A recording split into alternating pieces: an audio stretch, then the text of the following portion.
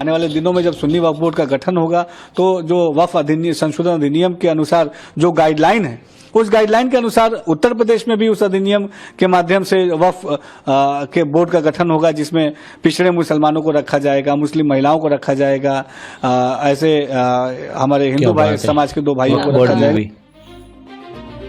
अब आपके मन में सवाल होगा कि मैडम, नए वक्फ कानून के हिसाब से ये फैसला किया गया है, फिर इस पर आज पाठशाला में क्लास क्यों? इसकी वजह है, दरअसल उत्तर प्रदेश में जिस बात का ऐलान हुआ है, मध्य प्रदेश में उसका पालन पहले ही हो चुका है। मध्य प्रदेश सरकार ने राज्य वक्फ बोर्ड को नए सिरे से बना दिया है। इसमें शामिल 9 सदस्यों में 2 नॉन मुस्लिम हैं, 2 हिंदू हैं। इस फैसले के बाद मध्य प्रदेश ऐसा पहला राज्य बन गया है जहां वक्फ बोर्ड में गैर मुस्लिम सदस्यों की नियुक्ति हो गई है। जिसकी उम्मीद थी वो हो गया। जैसे ही ये खबर सामने आई, हंगामा खड़ा हो गया। वक्फ बोर्ड में हिंदुओं को शामिल करने के फैसले के खिलाफ मध्य प्रदेश की राजधानी भोपाल में निकाह काजी के पद पर तैनात मोहम्मद माज खान नौमानी नदवी ने पद से इस्तीफा दे दिया। नदवी साहब ने बुधवार को निकाह काजी के साथ ही दीनी तालीमी बोर्ड जमीयत उलेमा मध्य प्रदेश के महासचिव पद से भी त्यागपत्र सौंप दिया है। इस्तीफे के साथ ही कांग्रेस विधायक आरिफ मसूद ने यह कहा कि वो इस मामले के खिलाफ सुप्रीम कोर्ट में जाएंगे। भोपाल में सरकार के फैसले के खिलाफ प्रदर्शन भी हुआ, लेकिन आज जो लोग हिंदुओं के शामिल होने पर प्रदर्शन कर रहे हैं, वो तब कहां थे जब वक्फ की दान की गई बहुत सी प्रॉपर्टी में गड़बड़ी हो रही थी। अब आप कहेंगे वो कैसे, मैं जरा आपको बताती हूं।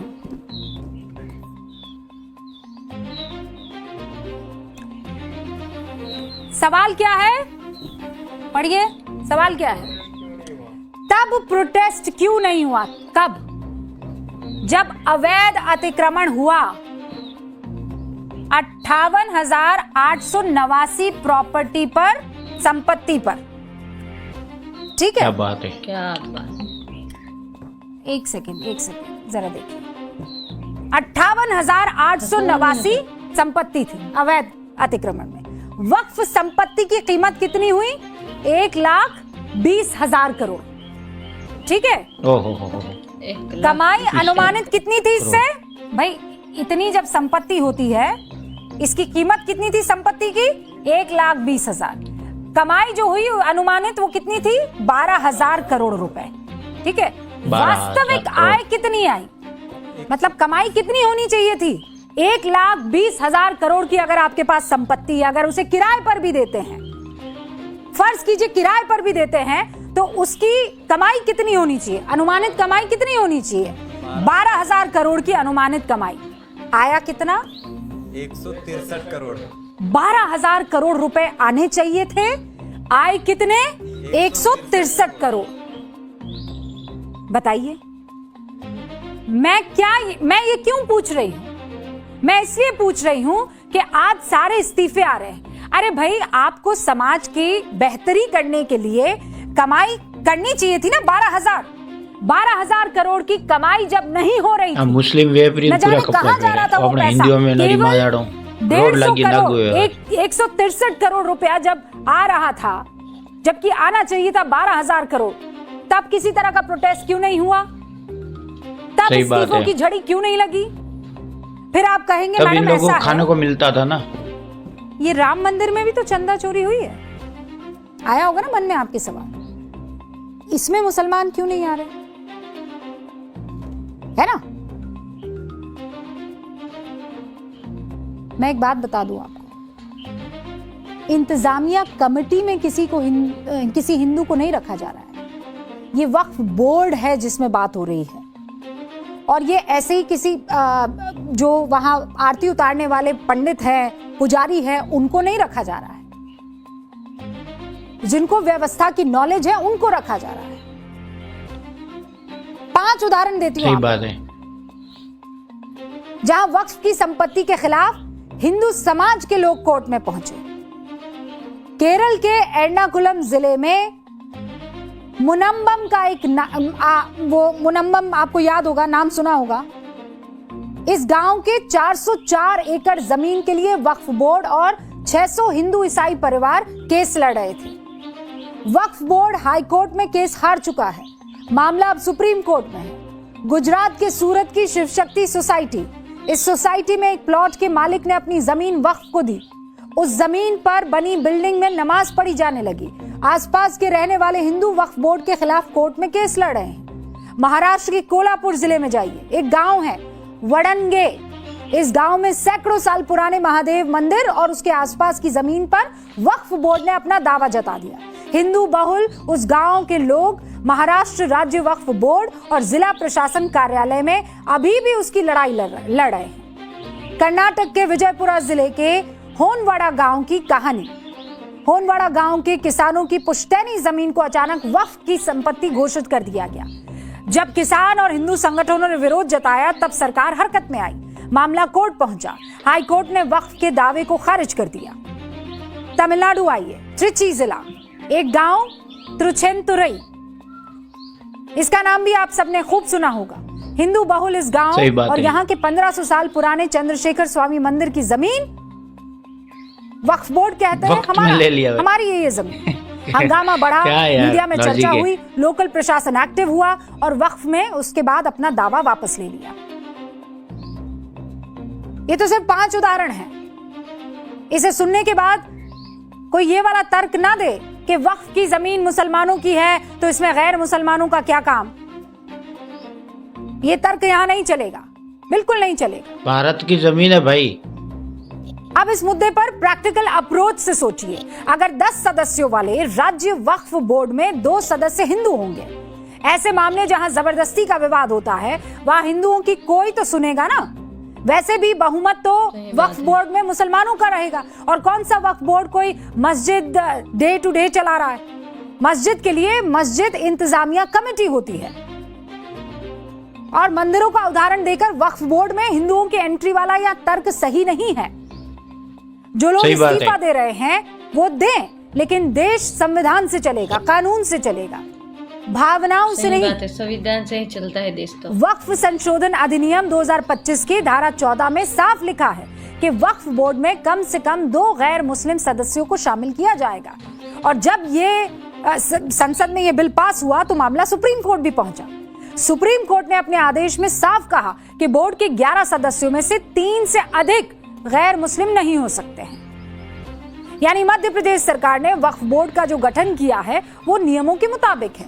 और जो अभी तक नियमों के मुताबिक नहीं हो रहा था वो ये है कि वक्फ बोर्ड की कुल संपत्ति, ये आपके सामने है, कुल संपत्ति का आंकड़ा कितना है? 8,72,852। ये कुल संपत्ति है, ठीक है। संपत्ति कोर्ट या ट्रिब्यूनल में, यानी जहां कुछ तरह की गफलत या गड़बड़ी चल रही है, वो कौन से कितने हैं? 8,72,852 में से है 13,200। संपत्ति की स्थिति जिसकी साफ नहीं है इसमें से वो कितने हैं? वो 4,36,000। 4,36,000 संपत्ति की स्थिति साफ नहीं है। फिर आप आ जाइए, किन किन संपत्तियों पर अतिक्रमण है, यानी इल्लीगल या फिर एनक्रोचमेंट, इल्लीगल ऑक्यूपेशन या एनक्रोचमेंट, वो है 58,889। फिर आ जाइए, संपत्ति बिना विवाद के कौन सी है? वो बच जाती है 3,64,763। कुल 41% संपत्ति है जो प्रॉपर, जिसके कागज वगैरह है। 70 साल मुसलमान वक्फ बोर्ड के सदस्य रहे और स्थिति ये आपके सामने है।